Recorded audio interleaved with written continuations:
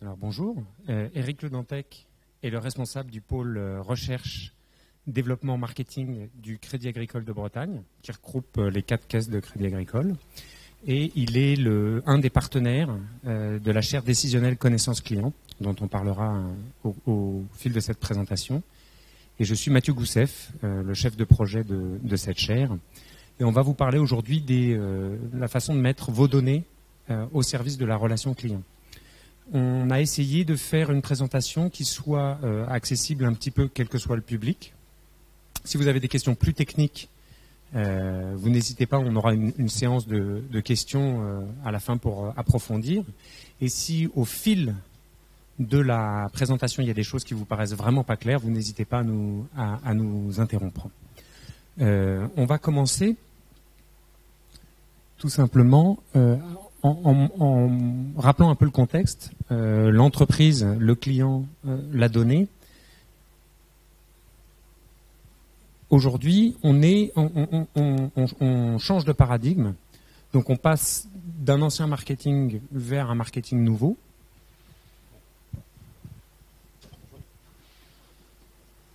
Ouais. Donc ça, c'est important. Et pour ceux qui ont eu des cours de marketing, je pense qu'ils ont déjà vu ça de nombreuses fois. Nous, on va essayer de vous prouver qu'on a réellement fait mouvement du marketing transactionnel. Donc en gros, pour nous, banquiers, c'était un marketing très axé produit. Votre plan d'épargne logement qui arrive au plafond, un prêt qui arrive à échéance. Enfin, des choses très, très, très marquées sur notre gamme de produits. Et puis en fonction de cet événement, on déclenchait une action marketing, un contact client, un mail, etc. Mais on sait très bien qu'en termes de satisfaction client, ça marche pas.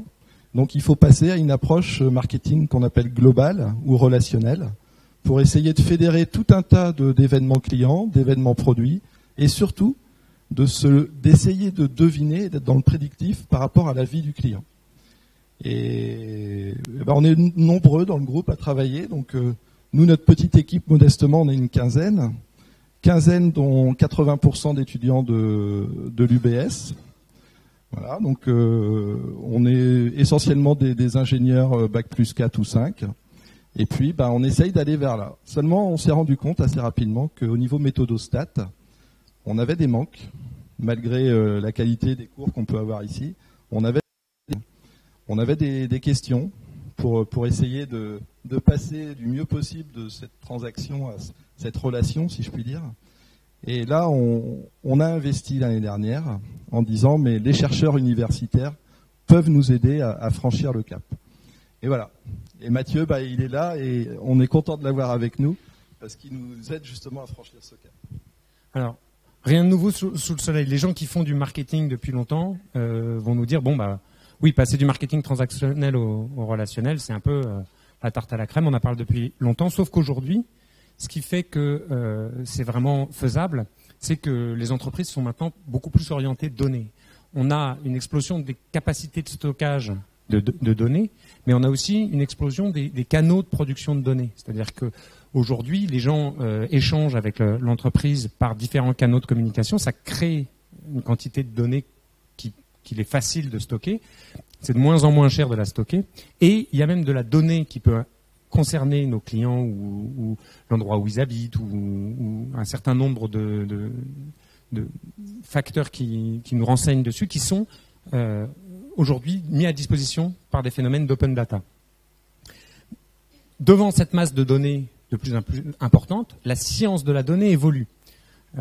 On a une évolution des capacités de calcul, donc le stockage, c'est bien, mais si on ne peut pas traiter les données derrière, ça a peu d'intérêt. Donc on a une grande évolution des capacités de calcul, et on a une innovation. Alors on entend en ce moment, c'est la mode de parler d'algorithmes, mais l'idée c'est toute la méthodologie stat et informatique qui est derrière évolue à vitesse grand V.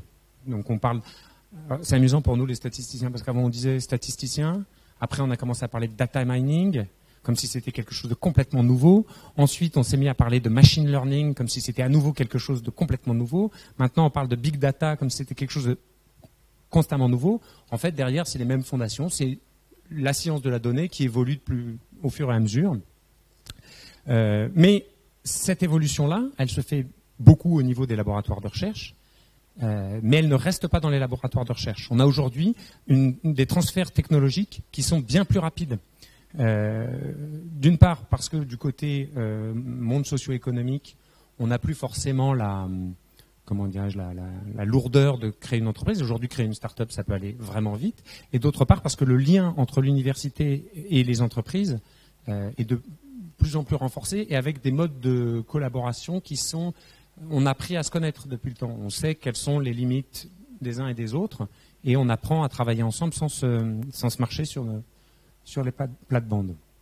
Alors, quelle est la démarche générale qu'on va avoir au niveau d'une entreprise pour mettre en place cette relation client?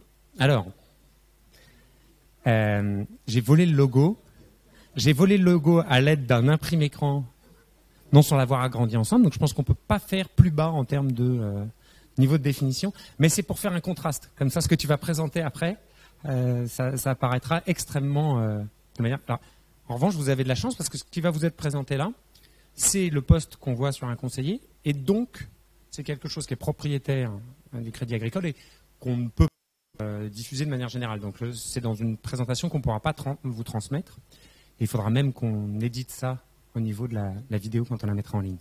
Et c'est à cause de traitements comme ça, qui d'un point de vue commercial ont un vrai sens, c'est à cause de traitements comme ça qu'on s'est dit, on ne peut plus continuer comme ça. Nos méthodos classiques, elles ne sont pas assez évoluées et il faut qu'on aille plus loin. Et pour aller plus loin, la porte d'entrée naturelle, quand je vous ai dit, on est 80% issus de l'UBS, c'était de venir voir si au niveau de l'UBS on ne pouvait pas nous aider. Et donc on a monté cette fameuse chaire d'entreprise et on est très content puisque Mathieu nous aide vraiment concrètement dans l'analyse méthodologique et la courroie de transmission entre le cerveau de Mathieu, de Thierry Dorn et de tout un tas de chercheurs qui travaillent vraiment la méthodo. C'est nos étudiants qu'on prend en stage, qu'on prend en apprentissage, qu'on prend en projet tutoré. Et ça, c'est vraiment une courroie efficace. Et franchement, on est fiers d'avoir participé à cette chaire, de la parrainer financièrement, de se faire des points de rencontre réguliers. On n'est pas dans une démarche de prestation de service. La méthodo, c'est eux. L'application, c'est nous. La courroie de transmission entre eux et nous, c'est nos étudiants. Et ça, franchement, ça marche super bien. Voilà. Alors là, on va rentrer dans la méthodo. Merci beaucoup, Eric, parce que ça permet de voir ce vers quoi on doit aller. C'est-à-dire que les méthodostats, elles n'ont d'intérêt que si elles permettent d'améliorer la relation client. Et comme l'a expliqué Eric, dans notre cas, la relation client, elle se fait beaucoup de l'échange qu'on peut avoir entre le conseiller et le client. Ce qui est finalement le type de relation qu'on retrouve dans beaucoup d'entreprises, y compris dans le domaine du numérique. C'est bien le lien qu'on a entre l'entreprise, quel que soit le canal, et le client. Et du coup, la démarche générale qu'on a en général en traitement des données, c'est d'abord explorer la diversité de ses clients, c'est ce qu'on appelle le segmenter. On va essayer de voir une population de clients qu'on a de manière générale, de voir si on a des sous-populations de clients. Après, on va essayer peut-être de mesurer l'intérêt d'un client pour un produit ou un service. On va se dire quelle est la probabilité que tel client puisse acheter ce produit ou ce service. Et notamment pour arriver au bout, à prendre en compte la dynamique du client. Alors ce type de méthodologie, derrière le terme de scoring, il y a beaucoup de méthodologies qui peuvent être différentes. Mais une fois qu'on a vu que tel client va être très très intéressé par un produit, eh ben, on va pouvoir créer ce motif de contact tel que vous le montrez, Eric Le Dantec, et le déverser auprès du conseiller qui s'occupe de ce client-là. Et donc le conseiller saura pourquoi il contacte le client. Mais encore faut-il qu'on arrive à faire cette démarche-là. On voit bien qu'ici, trouver des sous-segments de population, c'est quelque chose d'assez statique. On ne change pas tous les jours de segment, on ne change pas nous-mêmes tous les jours de personnalité. Mesurer l'intérêt d'un client pour un produit ou un service, c'est à un moment donné. C'est-à-dire au moment où je vais décider de faire ma campagne sur tel ou tel produit, est-ce que ce client-là va être appétent parce que de toute façon, je n'ai que 5000 coups de fil. J'ai décidé de budgéter 5000 coups de fil sur cette démarche marketing. Bon, il faut que j'aille taper les 5000 personnes qui sont les plus intéressantes. Non seulement parce que au niveau de l'entreprise, ça va être ce qui va nous permettre d'avoir ce que les gens en marketing appellent un taux de transformation le plus élevé, mais aussi parce que le client, il a envie qu'on lui propose des produits qui l'intéressent. Il n'a pas envie, le marketing l'agace. Donc il faut qu'il sente qu'on a quelque chose. Le dernier élément, c'est de prendre en compte la dynamique du client. C'est-à-dire que là, tout ça, c'était à des moments donnés. Et donc, c'est un petit peu des éléments de ces trois secteurs qu'on va vous présenter. Juste un petit rappel concernant les démarches. Quand vous êtes dans une entreprise, un peu quelle que soit sa taille, et que vous voulez mettre en place justement une démarche d'amélioration de la relation client par les données, vous pouvez partir de rien. C'est-à-dire que parfois, moi j'ai eu un parcours professionnel varié et divers. Il m'est arrivé de vendre des fromages sur les marchés. J'avais un fichier Excel dans lequel j'avais le panier moyen qu'on m'a acheté tel mois, etc. Et ça, on a tendance à se dire, moi qui suis un petit producteur, ça me passe au-dessus ces algorithmes. De toute façon, en réalité, la démarche est un peu la même, quelle que soit la taille qu'on a. C'est-à-dire, on a des données, il faut partir de ce qu'on a. Moi, j'avais un fichier Excel, par exemple. Il faut qu'on comprenne le métier qu'on a et que cette compréhension métier, cette compréhension des données nous permette d'arriver à une modélisation. C'est-à-dire, typiquement, moi, ce que je pouvais faire, c'était me demander quel est le panier moyen sur tel marché, de manière à ce que quand la personne vient et m'achète un petit crottin, une petite bûche, que je puisse aussi lui proposer d'essayer tel autre fromage de pâte pressée, parce que je sais que sur ce marché-là, il y a beaucoup de gens qu'on achète. Et je sais que sur un autre marché, je ne vais pas proposer ce fromage-là, tout simplement, parce que les gens ne l'achètent pas sur ce marché-là, sans que je sache forcément pourquoi. Donc cette démarche-là, qui consiste à partir des données, les comprendre, les préparer pour qu'on puisse s'en servir dans un modèle, évaluer le modèle, c'est-à-dire est-ce que le modèle il correspond bien aux données, est-ce que j'ai les bonnes valeurs, et ensuite m'en servir pour améliorer ma compréhension métier. Et puis on voit que là, on a fait un tour, et qu'on peut se rendre compte à cette étape-là, oui, mais si en plus, j'arrivais à garder le nom de mes clients, je pourrais analyser pour chaque personne la trajectoire qu'elle a. Alors que là, les paniers moyens dont je vous ai parlé, je n'avais pas le nom du client. Et souvent, quand vous voyez des cartes de fidélité, ça a aussi un intérêt pour l'entreprise, parce que par le numéro de carte de fidélité, elle sait que c'est le même client. Et donc, elle va pouvoir essayer de lui proposer des offres qui lui sont vraiment propres en termes de trajectoire. Alors, l'apport d'une chaire partenariale. Eric a eu la gentillesse de déjà souligner le type d'intérêt qu'il pouvait y avoir pour lui. La fondation d'abord, la Fondation Université Bretagne Sud, c'est un espace de rencontre. Aujourd'hui, la recherche, il y a un échange science-société qui s'enrichit de plus en plus. La recherche n'a pas vocation à être centrée uniquement sur le travail uniquement d'algorithmes ou de techniques, mais bien sur le service qu'elle rend à la société. Au niveau de la fondation, et encore plus au niveau de la chaire DCC, on croit réellement, au-delà des aspects très intéressants de mécénat, que les problématiques métiers de tous les jours amènent des questions de recherche fertiles. C'est-à-dire que, en général, quand un industriel ou un professionnel, quel que soit son domaine, vient et nous demande j'ai un souci parce que je voudrais faire ceci et cela, en général, il pose une question à laquelle on n'a pas forcément pensé et qui va nous amener des développements de recherche intéressants. Donc au niveau de la Fondation UBS, on a la possibilité d'accueillir ces problématiques métiers avec des entreprises dont aujourd'hui nous avons comme représentant Eric, mais aussi avec des collectivités territoriales. On a accès à ces innovations méthodologiques par les labos de recherche. Et l'idée aussi, c'est que cet échange-là nous permette de rayonner vers les formations, de manière à ce que les étudiants aient des éléments dans leur formation qui soient adaptés aux entreprises du territoire où ils sont. Ce qui ne veut pas dire qu'on fait de la formation qui les empêche d'aller ailleurs. Ça veut dire que s'ils ont l'envie de rester sur le territoire, ils sont un apport plus fort. On a par exemple, avec Mathieu Lecor qui se cache derrière et qui fait partie de l'autre chaire de la fondation. On a eu le plaisir de donner une vacation dans un Master 2 de marketing-vente qui apporte justement le lien avec les partenaires que nous, on peut avoir dans la fondation. Alors la chaire DCC, décisionnelle connaissance client, on la voit comme une cellule recherche-action. C'est-à-dire qu'on veut faire de la recherche, on n'est pas dans de la prestation de service, mais on est quand même dans l'action de manière à ce que directement les innovations méthodologiques, parfois toutes petites, parfois plus fondamentales, puissent être directement utilisées par des stagiaires au sein des entreprises, ce qui nous permet de proposer des innovations. Et une troisième partie dont je vais parler un petit peu, parce que ça c'est finalement une petite originalité de la chaire, c'est aussi de tester des solutions de marché. C'est-à-dire qu'en fait, il y a plein, en stats en particulier, il y a une explosion des offres de solutions prédictives qui vous allez sur les sites web, ils ont des super graphistes et vous disent tous, des super rédacteurs, ils vous disent tous, c'est fini, vous n'aurez plus à réfléchir, notre modèle va régler tous vos soucis. Alors évidemment, c'est jamais le cas, il y a toujours besoin d'avoir des spécialistes derrière, mais la chaire est un espace indépendant qui permet de traiter de tester ce genre de solutions de marché.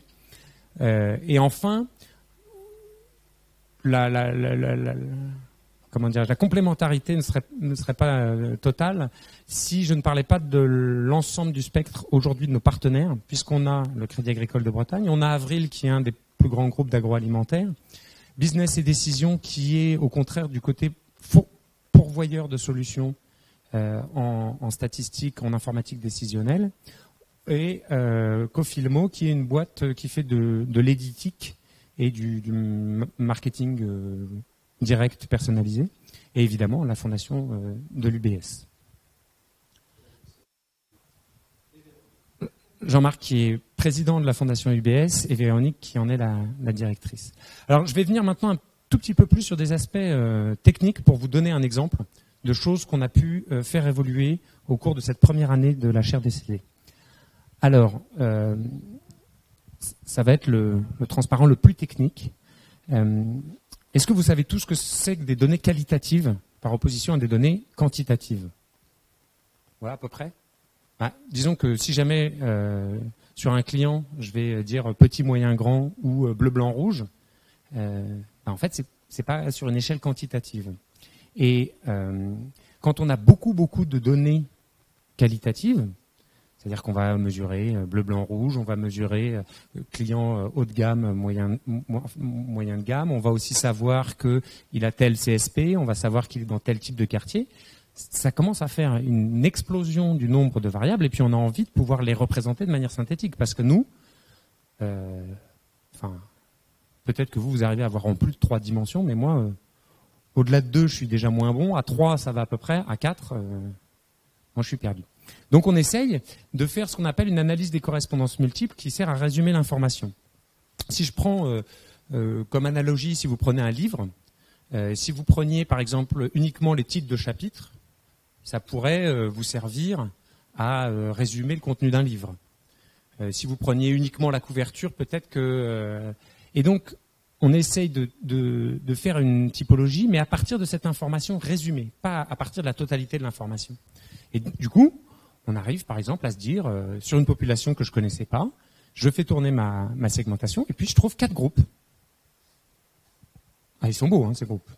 Ils sont bien séparés. J'ai pas un rouge chez les bleus, pas un bleu chez les rouges, pas de mélange de couleurs. Je me dis, ça y est, j'ai ma segmentation, elle est parfaite, tout va bien. Sauf qu'en fait, là, c'est un peu comme si j'avais fait la classification de tous mes livres uniquement sur la couverture et la 4e de couverture. Et puis après, quand je vais commencer à lire mon livre, donc là, ça revient à prendre les variables qui résument, mais les variables suivantes. C'est-à-dire que là, on a pris les deux variables qui résument le mieux toutes les variables qualitatives dont je vous avais parlé. Donc, disons, la couverture, la 4e de couverture. Puis là, si je commence à aller regarder rien que les titres des chapitres, je me rends compte que j'ai du vert dans le rouge, j'ai du rouge dans le bleu, et puis qu'en fait, la typologie que je croyais être vraiment bien correcte, mes commerciaux, quand ils me disaient, nous, on s'y retrouve pas, on s'y retrouvait pas parce qu'il y avait effectivement, d'une certaine façon, un loup. Alors que si jamais on va sur cette nouvelle typologie, où on allait chercher, ça revient un petit peu à se dire qu'en plus de la couverture la 4e de couverture, on est aussi allé chercher les titres de chapitres et peut-être les résumés de chapitres qu'on a juste au-dessus. On a une première vue comme ça en se disant c'est quand même moins joli que sur la première, mais si je continue à regarder au-delà de la couverture et que je vais prendre plus d'axes, je me rends compte qu'en fait mes groupes ils sont pas si mal séparés.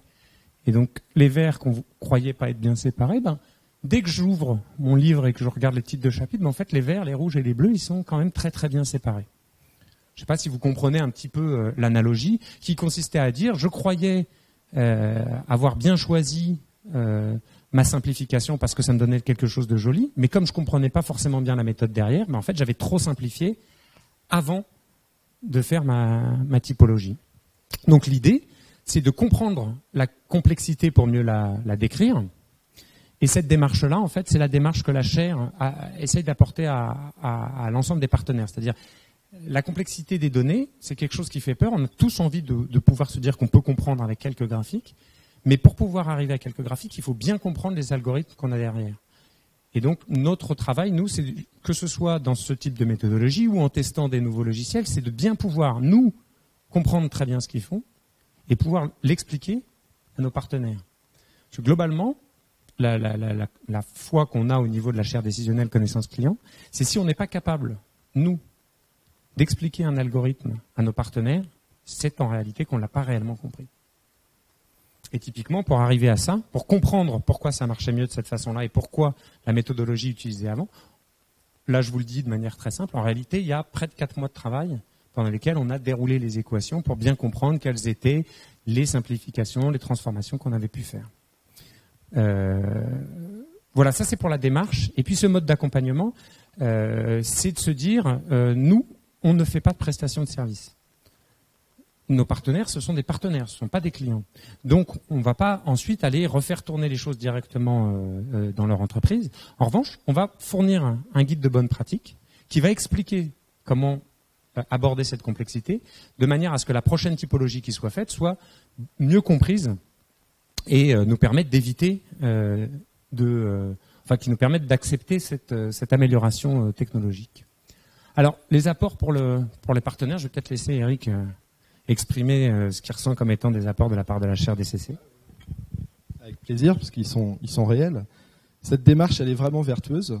Elle est vraiment vertueuse parce que mes ingénieurs stats, moi je suis pas statisticien, donc mes ingénieurs stats, ils apprécient vraiment les contacts qu'on a avec la chaire parce que ça les fait monter en compétences. Et ça les fait monter en compétences graduellement avec du répondant, c'est-à-dire que nous, on essaye d'appliquer et de comprendre d'abord les algorithmes et les méthodos qu'on nous préconise, et puis après de les appliquer.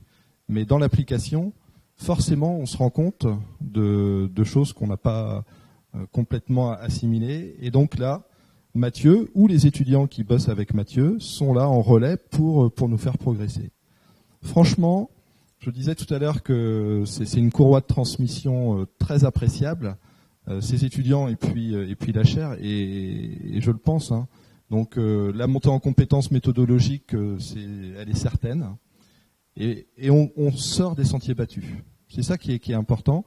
C'est qu'avec l'apport de la recherche, et quand il disait qu'il y a 4 mois de boulot, c'est réel, et on se rend compte de ce travail par la pertinence des réponses qu'il nous apporte, et par la pertinence des solutions qu'il nous propose. Parce que ces fameux nuages tout bien colorés là avec des groupes, nous, ça nous allait très bien d'un point de vue marketing. Oh super, on a trouvé le truc, on fonce. Et en fait, on se plantait d'un point de vue commercial, business, parce que oui, on n'avait pas ouvert le bouquin comme il fallait. On s'était arrêté à la couverture.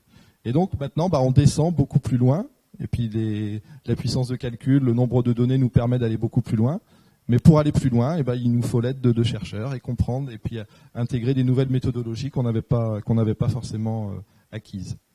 Donc voilà, moi le terme le plus important, c'est ça. C'est le processus itératif parce que on est en test and learn permanent sur nos technologies. Je crois que personne dans le domaine de la stat n'a la science infuse. Et donc, en permanence, on cherche à éprouver les modèles, à les tester, à les corriger, à les comprendre. Et alors là, on a vraiment besoin de hautes compétences comme celles de Mathieu ou Thierry. Et c'est grâce à ça qu'on progresse. Alors, quand je disais que c'était un partenariat, c'est bien parce que en échange de ce que nous on peut apporter au niveau de l'entreprise, l'entreprise nous apporte énormément d'un point de vue thématique de recherche.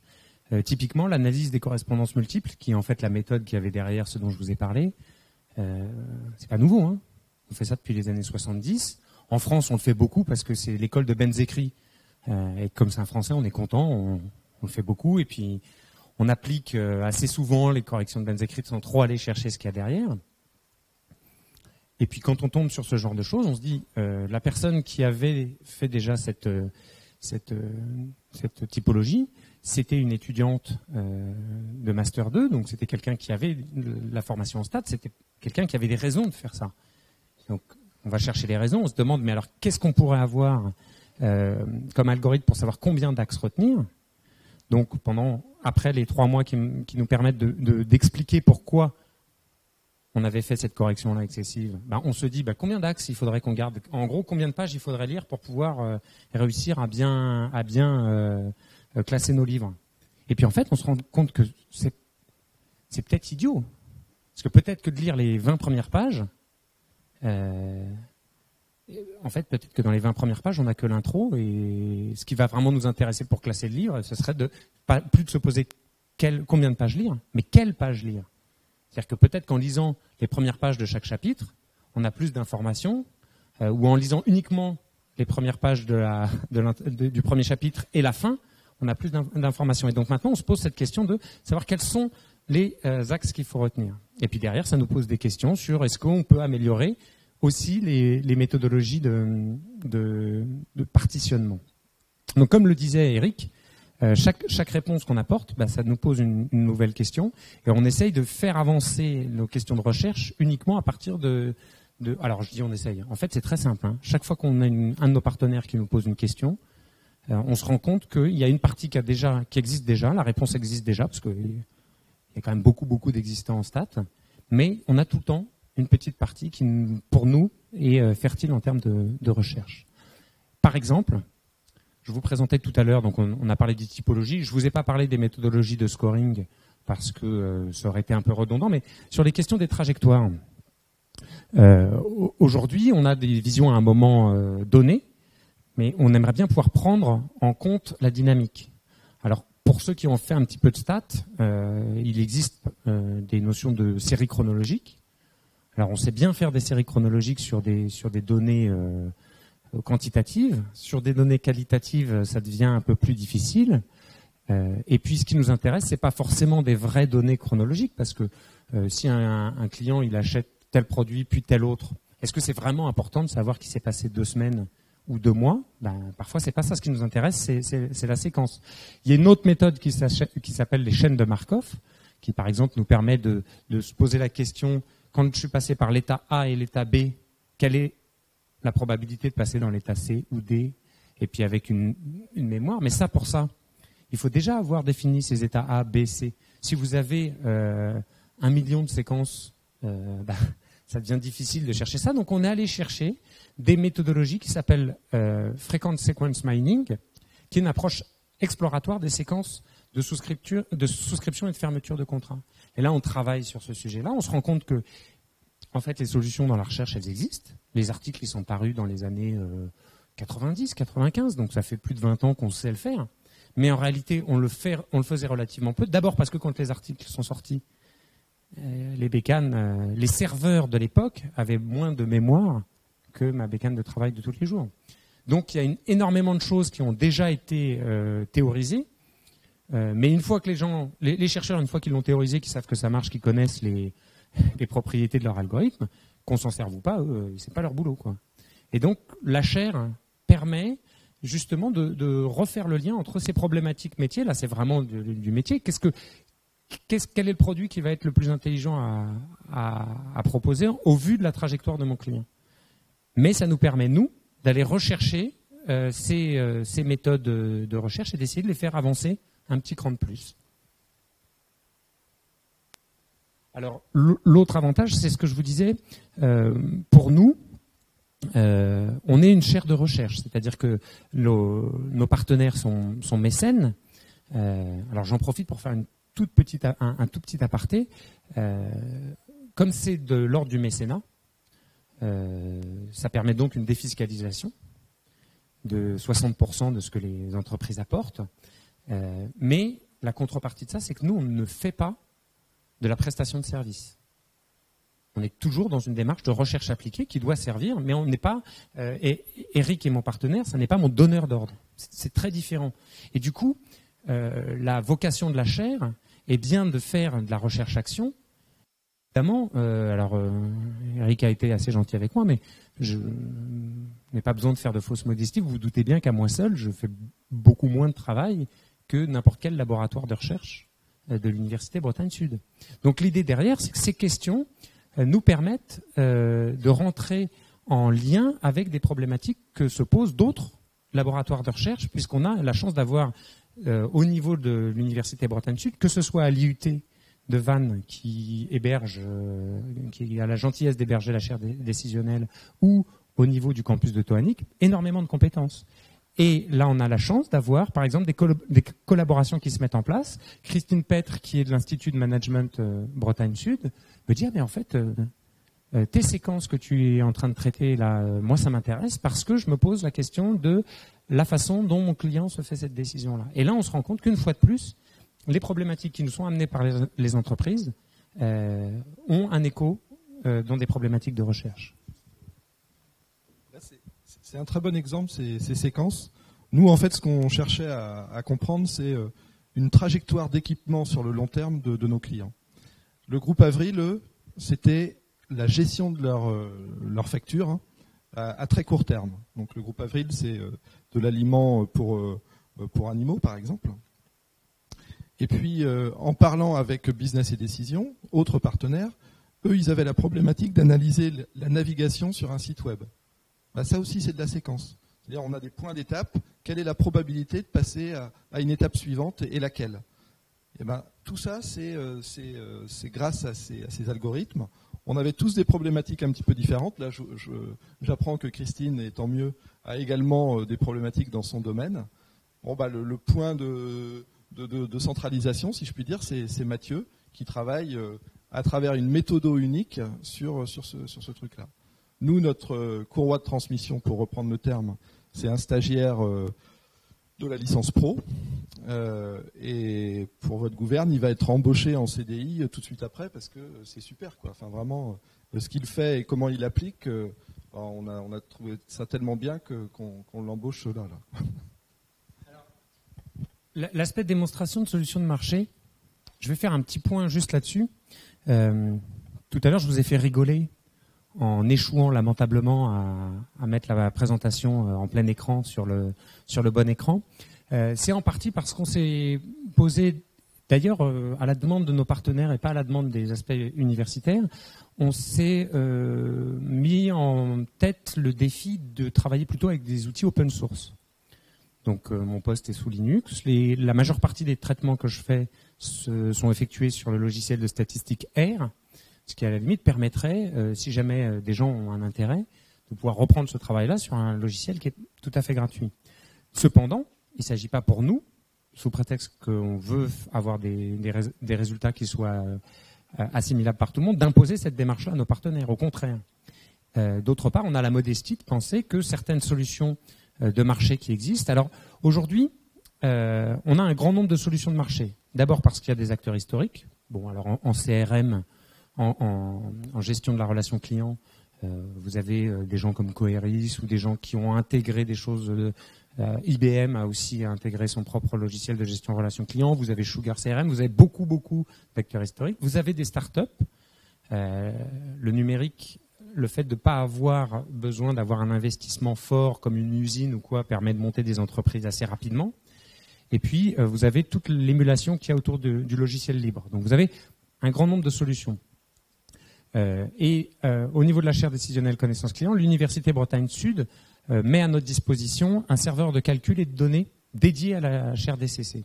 Ce qui nous permet de tester des jeux de données qui sont d'une taille business. C'est-à-dire que, en général, souvent en recherche, on a la volonté de regarder les algorithmes, on a la volonté de voir si ça marche, mais les gens derrière dans l'entreprise nous disent bah oui, vous êtes gentil, mais moi, quand j'ai 1 million de lignes, ça passe pas. Donc, on a la chance d'avoir un serveur de données qui nous permet de vérifier des méthodes qui sont applicables à des gros volumes de données. Et puis l'autre intérêt, c'est qu'on est indépendant de tout intérêt commercial. C'est-à-dire que quand une entreprise met à disposition son logiciel pour qu'on le teste, nous, on n'est pas payé par l'entreprise et on ne doit rien à l'entreprise en échange. C'est juste que ça a un intérêt pour elle de faire tester par des gens qui connaissent un peu les stats et qui sont capables de s'en servir. Et ça a un lien pour nos partenaires de savoir ce qu'on pense de telle ou telle solution de marché, quoi. Aujourd'hui, on a en cours de partenariat, on a trois startups. Une startup qui s'appelle WPS qui propose de reprendre du code SaaS, mais avec autre chose que SaaS qui tourne derrière. C'est-à-dire que si vous avez des macros SaaS et si vous avez mais que vous considérez qu'aujourd'hui le lien avec SaaS Institute n'est plus une nécessité, bon, il y a la possibilité d'utiliser alors c'est pas gratuit, hein, mais SaaS non plus, et encore moins. Predixis, par exemple, c'est une spin-off qui vient de Orange Lab. Et puis, ils ont développé des algorithmes prédictifs avec une logique très très différente de ce qu'on peut utiliser. Et il s'agit pour nous de savoir si c'est aussi bien que ce qu'ils proposent. Et Tell Me Plus, c'est une autre solution qui est basée sur les forêts aléatoires. Donc on voit que la chaire permet, sur une problématique donnée, avec des données qui peuvent être des données réelles, éventuellement fournies par les partenaires, de se poser la question de savoir si ce que promettent tous les fournisseurs de logiciels, c'est-à-dire toujours monts et merveilles sans aucune difficulté, nous, si on a l'impression que ça fait bien ce que ça doit faire, quoi. Donc et puis évidemment les développements que nous on peut faire de notre côté pour proposer des améliorations. En conclusion, alors l'idée c'est d'analyser ces données pour connaître son client. Et connaître son client, c'est créer de la valeur. Concrètement, en fait, ce qu'on essaye de faire, c'est ce qu'un épicier de quartier peut faire à son échelle, parce qu'il a un nombre de clients et un nombre de variables suffisamment faibles pour se fier aux algorithmes qu'on a tous codés dans notre cerveau et qu'on développe au fur et à mesure d'une relation commerciale. Aujourd'hui, les entreprises sont de taille suffisante pour qu'on puisse plus intuitivement savoir qui est le bon client ou pas, mais on voudrait réussir à s'adresser au client exactement de la même façon. C'est-à-dire quand un client revient vers l'entreprise, on voudrait pouvoir lui offrir la sensation que l'entreprise connaît réellement son client et l'histoire que ce client-là a avec son entreprise. L'idée derrière étant de ne plus être dans une logique, comme on le disait, transactionnelle, mais de se dire, aujourd'hui, le monde est concurrentiel, ce qui fait que un client va vouloir continuer à travailler avec une entreprise, c'est le fait qu'il se sente bien dans cette entreprise-là, parce qu'aujourd'hui, il a la possibilité d'aller ailleurs, quoi. Ça repose aujourd'hui sur l'utilisation des données. L'utilisation des données, ça demande d'innover assez rapidement. Et le concept de chaire partenariale permet d'accélérer ces transferts d'innovation. Voilà, on a essayé de faire quelque chose d'assez général de manière à ne pas vous assommer avec des aspects algorithmiques ou trop techniques. Mais cette partie maintenant de questions va peut-être vous permettre de nous faire approfondir sur les parties qui vous intéressent le plus.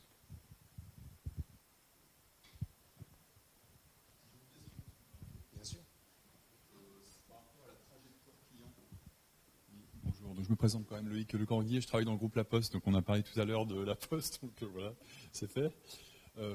En fait, la trajectoire client me parle bien. Par contre, on n'a pas parlé de la trajectoire prospect. On a parlé de navigation sur le web, avec business, société qui vous aide à travailler sur les parcours.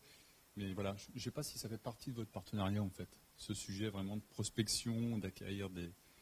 Ouais, parce que là, on a beaucoup parlé de clients, enfin, à équiper dans une trajectoire. Mais le prospect, voilà, est-ce que c'est dans le périmètre aujourd'hui de votre activité ? tous les prospects sont les bienvenus. Oui, non, mais forcément, ça fait partie de nos problématiques. Aujourd'hui, nous, on fait appel à vous pour avoir des listes de prospects, et puis on essaye de trouver des caractéristiques de quelqu'un qu'on ne connaît pas, à part son nom, son prénom, son adresse, éventuellement sur certains fichiers son âge, mais c'est rare. On essaye de deviner des choses. Donc cette notion de trajectoire, pour l'instant, on ne l'a pas imaginée sur cette cible de conquête, si je puis dire. Maintenant, on est ouvert à toute réflexion sur le sujet, puisque c'est un... non, mais... Alors, Ça fait le lien avec ce que disait Mathieu, je crois.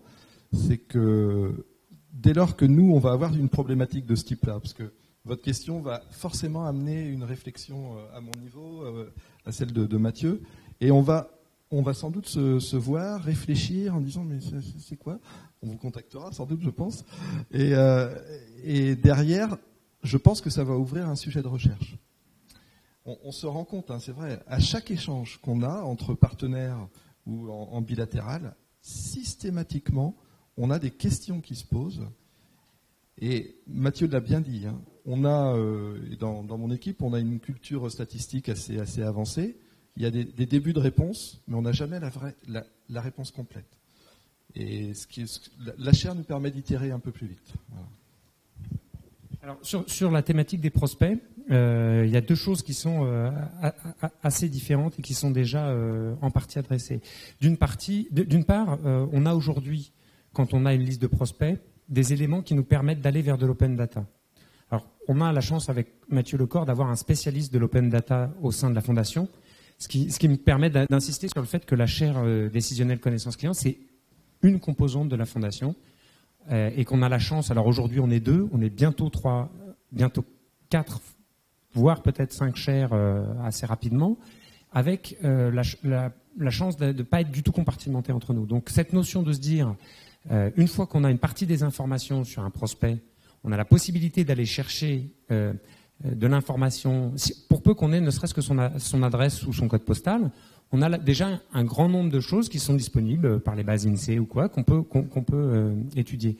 En revanche, en termes de trajectoire, la difficulté, c'est qu'en général, sur les clients prospects, on a une information qui est statique et on a du mal à avoir la possibilité de reconstruire une histoire de prospects, sauf à avoir eu un contact avec le prospect à travers, par exemple, des sites web. Et là, il y a deux niveaux de trajectoire qui sont différents.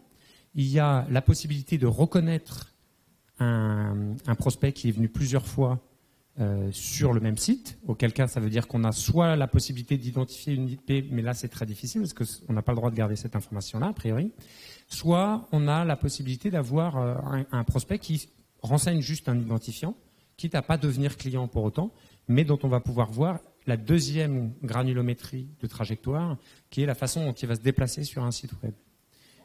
Voilà. Exactement. Exactement.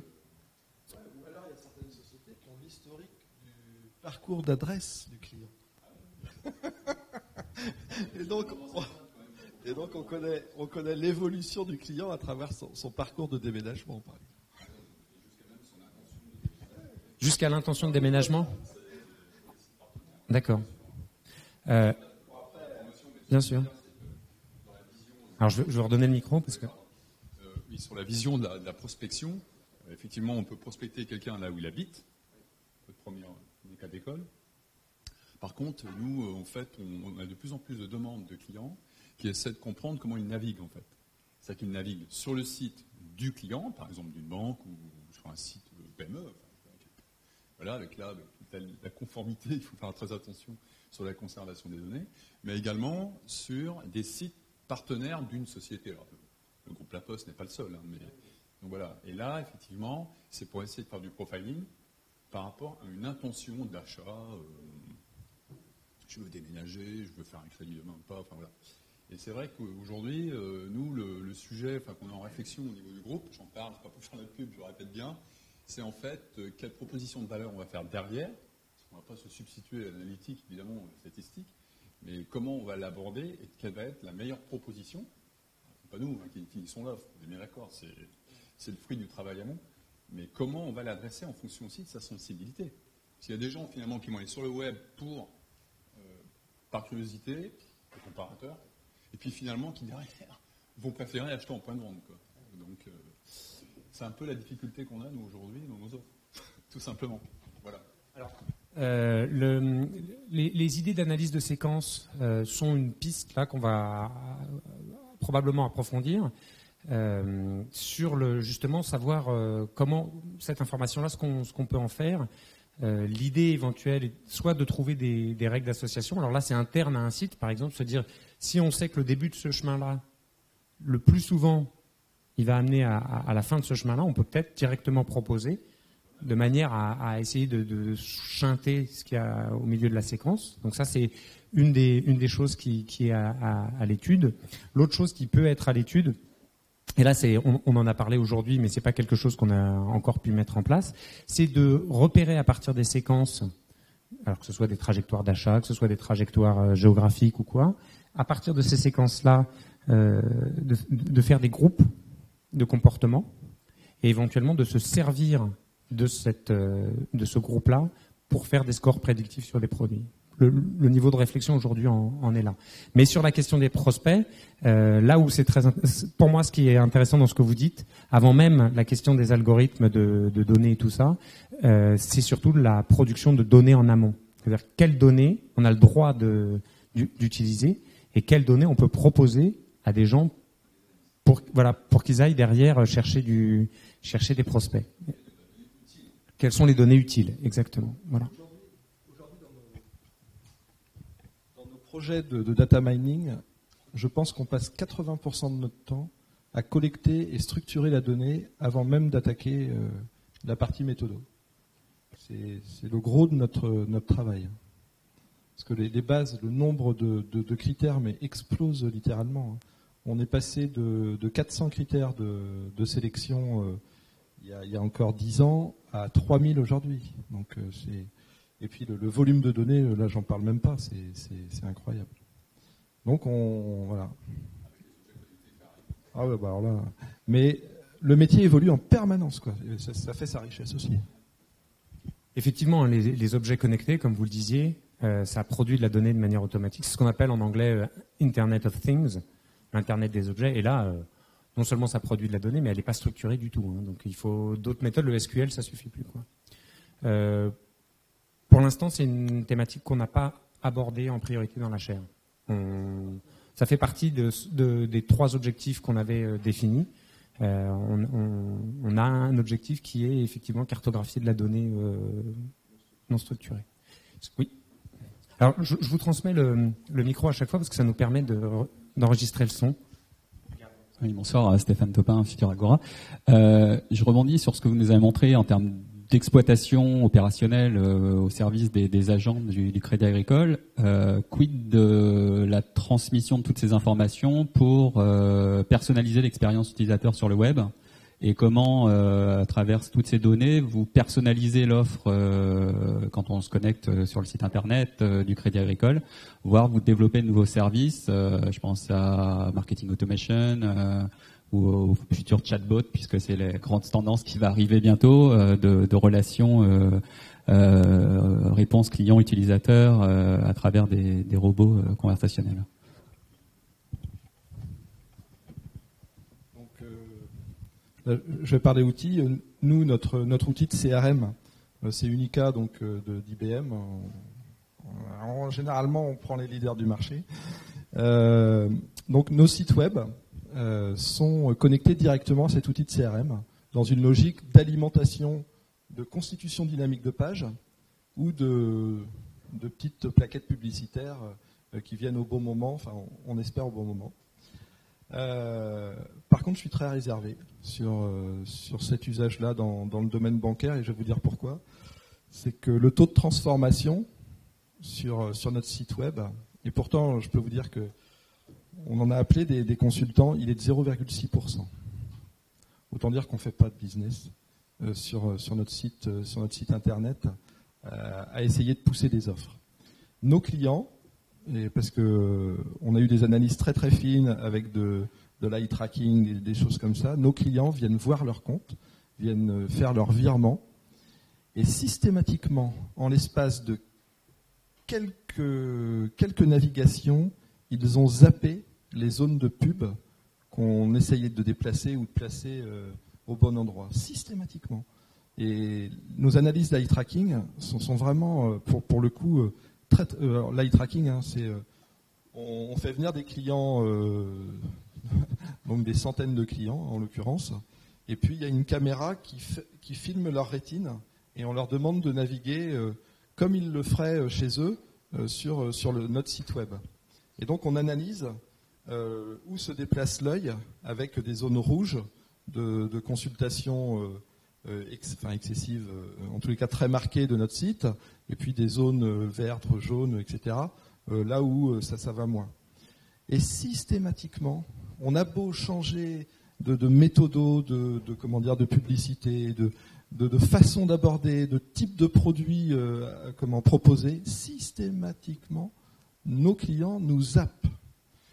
Et je crois que c'est assez vrai sur beaucoup de sites. En fait, l'internaute, il voit bien qu'on essaye de le mettre dans une seringue marketing commerciale, il nous zappe. Donc nous, notre taux de transformation, malgré des recherches, alors pour le coup très avancées, puisque c'est nos cellules parisiennes qui font ça, on n'arrive pas à décoller. On n'arrive pas à décoller. Par contre, quand on met du contact humain, là, par contre, on cartonne plus. C'est-à-dire que quand on fait du web callback, par exemple, sur certaines opérations, quand on est lié à une opération commerciale avec ristourne intéressante, typiquement des préconsos pour acheter une télé dans le cadre de l'Euro de foot, là, avec des acteurs humains qui sont derrière et qui sont en réactivité immédiate, chat, web callback ou je ne sais quoi, là, par contre, on a des taux de transformation beaucoup plus élevés. Donc, je ne vais pas dire que le web marketing et tout ça, ça marche pas, mais en tous les cas, la proposition de produits ou d'offres à travers ces fameux espaces d'affichage, franchement, pour l'instant, on n'y est pas. Alors, on se débrouille peut-être mal, mais c'est l'expérience qu'on a nous, quoi.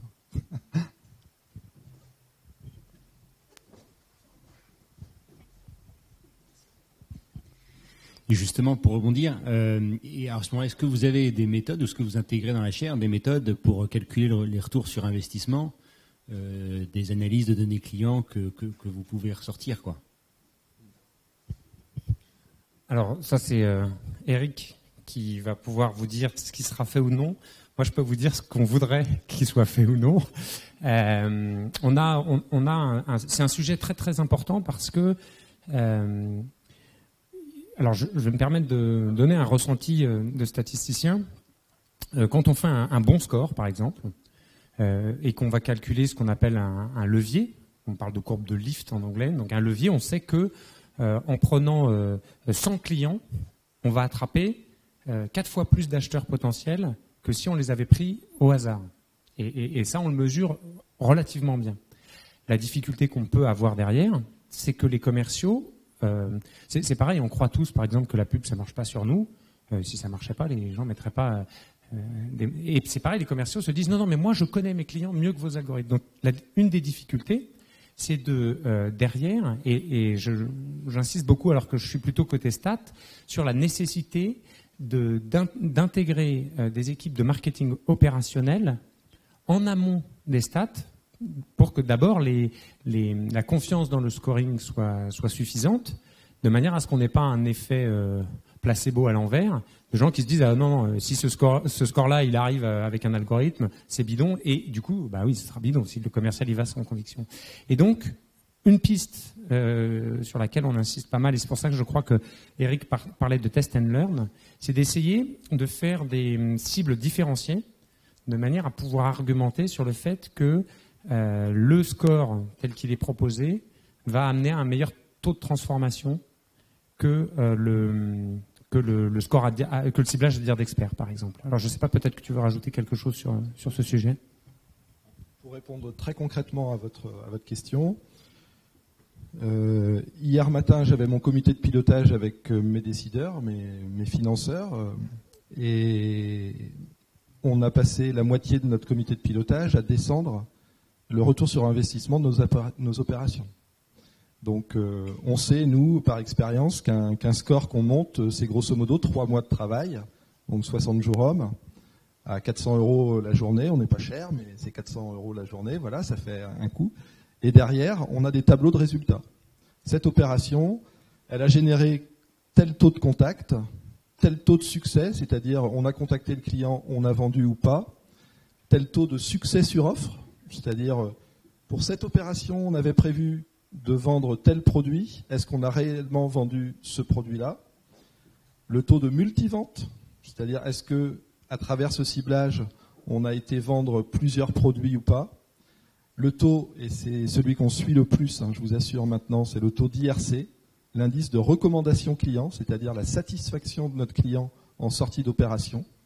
Très difficile à quantifier d'un point de vue financier, mais indispensable dans la conservation et le développement de notre fonds de commerce. Et puis derrière, on bâtit un autre indicateur qui mouline tout ça, qui s'appelle l'efficacité commerciale de l'opération. Et si ce fameux indicateur d'efficacité commerciale n'est pas au rendez-vous, on le jette. On le jette, et aujourd'hui on doit avoir un taux de rebut, à mon avis, qui doit approcher les 20%. Donc c'est considéré comme satisfaisant.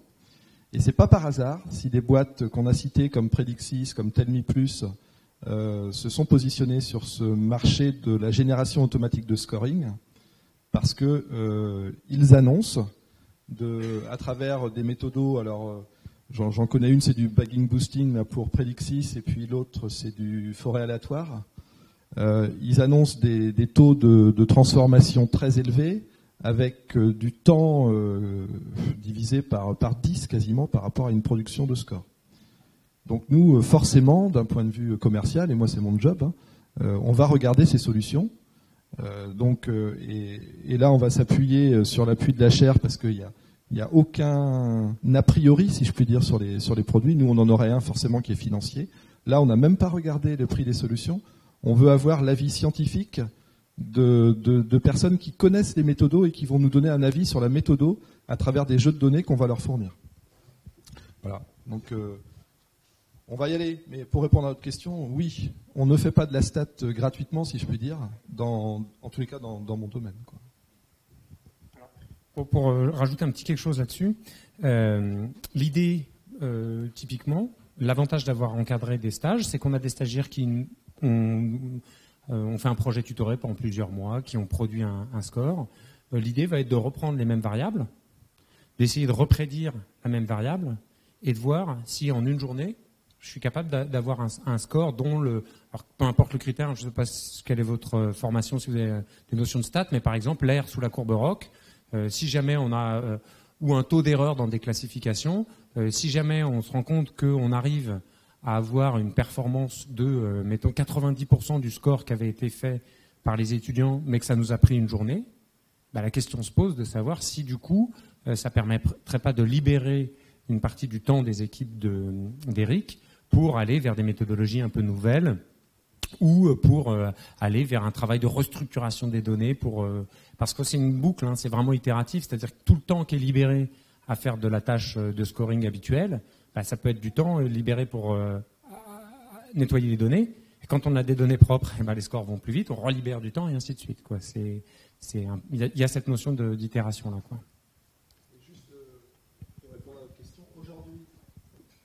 Aujourd'hui, nos décideurs considèrent qu'il y a vraiment de la valeur ajoutée dans nos activités.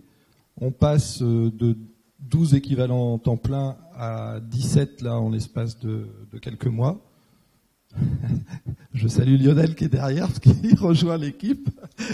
Et en fait, tant que ça marche, on aura ce volant de développement, si je puis dire.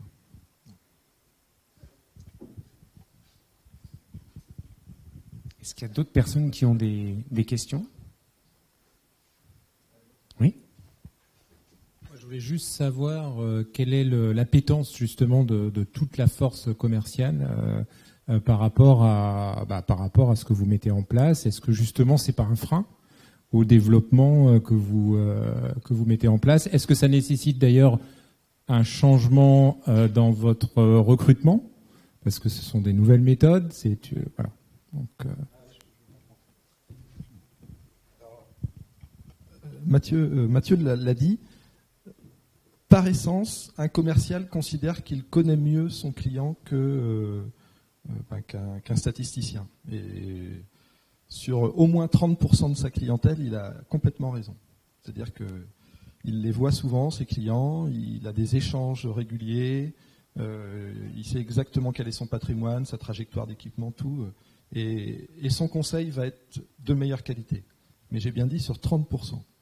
Sur 30% de sa clientèle, on va quasiment être à égalité.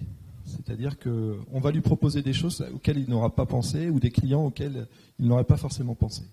Et sur 40% de sa clientèle qu'il ne voit pas, là on a des scores très très supérieurs à lui, puisque il ne les connaît pas. Nous aujourd'hui, notre business, bien évidemment les 30 premiers pourcents sont fondamentaux, puisque c'est là qu'on fait la majorité de notre développement commercial. Mais par contre, les 70% à côté, c'est cette matière-là qu'on doit travailler. Alors c'est pas du tout péjoratif, quand je dis matière, on est une boîte commerciale, c'est des hommes, des femmes derrière, mais ça n'empêche que nous, c'est notre business. Et on doit le développer, et c'est à travers des méthodos comme ça qu'on va développer ces 30 autres pourcents, avec l'appui de notre conseiller, et ces 40 autres pourcents où là, on est quasiment à la manœuvre, quoi. On a la chance d'avoir aujourd'hui 7 caisses régionales qui utilisent notre outil, et à la fin de l'année, il y en aura, tout le groupe Crédit Agricole sera équipé de cet outil-là.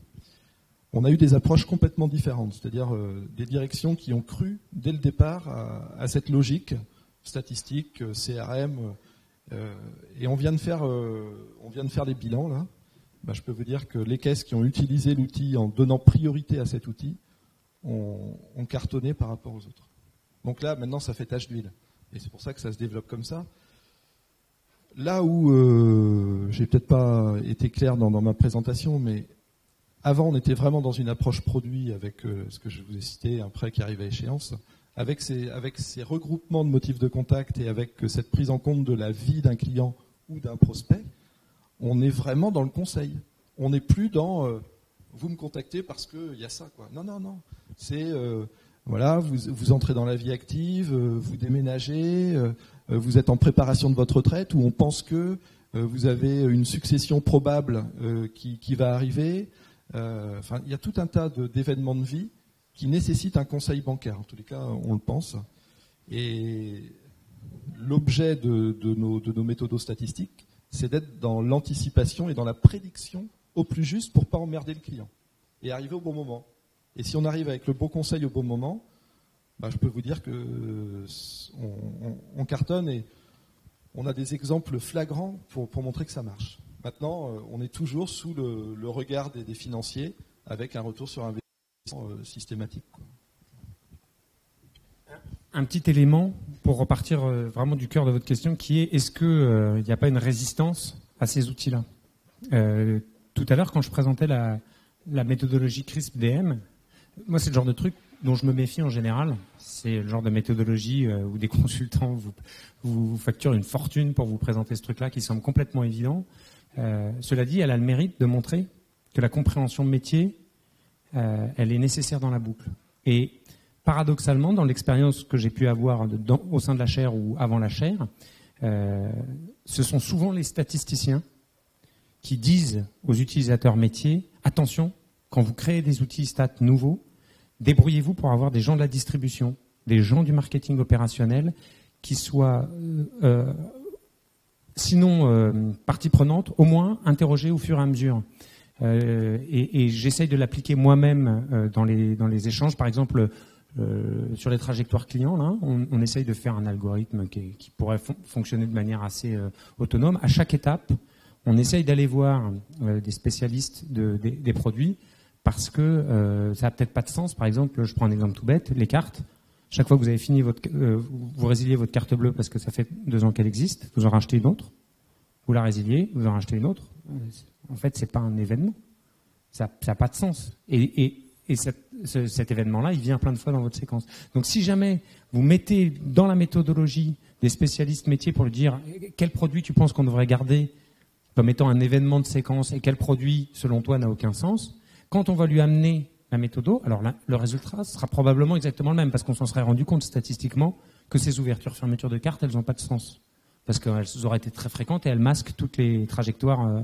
Mais le fait de le demander à quelqu'un qui est du côté métier, ben, il va se rendre compte que on valorise quand même sa connaissance. Et donc j'insiste auprès des partenaires pour dire sortez de vos structures data mining, sortez de vos structures recherche et développement et essayez à chaque fois que c'est possible de faire venir des gens en amont qui comprennent que on n'est pas en train d'essayer de voler leur expertise, on est en train de leur permettre de passer d'un moment où ils passent beaucoup de temps à choisir des clients sur des critères de manière un peu aride, à avoir des motifs de contact qui leur permettent d'aller beaucoup plus vers le relationnel et de se dire, bon, bah, avec les motifs de contact qui sont déversés dans Connexion, je vais pouvoir réellement parler à mon client et me concentrer moins sur la façon dont il a été sélectionné que sur ce que je vais lui dire et ce sur quoi on va échanger. Et donc là, c'est pas des stats, hein. Là, c'est de la gestion de projet. Et donc, un des sujets de recherche sur lesquels on souhaite travailler avec la chaire, c'est la représentation graphique à destination des utilisateurs finaux, donc nous, nos conseillers, de nos méthodos. Parce que on a le devoir d'explication, malgré le fait que ce soit des méthodos complexes. Hein. Pour ma part, j'ai arrêté de vouloir comprendre parce que voilà. Mais on a le devoir vis-à-vis de nos utilisateurs de leur expliquer un peu pourquoi on va leur proposer ces clients-là. Et ça, c'est par des représentations graphiques, on pense. Vous voyez, les arbres, hop, il avait cette trajectoire, il y avait telle probabilité pour qu'il aille à tel autre nœud de l'arbre. Bon, bah ça c'est très parlant. Si on a des nuages de points qu'on arrive à formaliser en 2 ou 3D de façon très, très visuelle et percutante, on aura plus de confiance de nos utilisateurs. Mais aujourd'hui, oui, il y a quand même une certaine frilosité à faire confiance à des statisticiens. Je ne sais pas s'il y a d'autres questions. Je vois l'heure qui tourne. S'il n'y a pas d'autres questions, je voudrais vous remercier de vous être déplacé ce soir. Je voudrais remercier Eric, qu'on peut applaudir parce que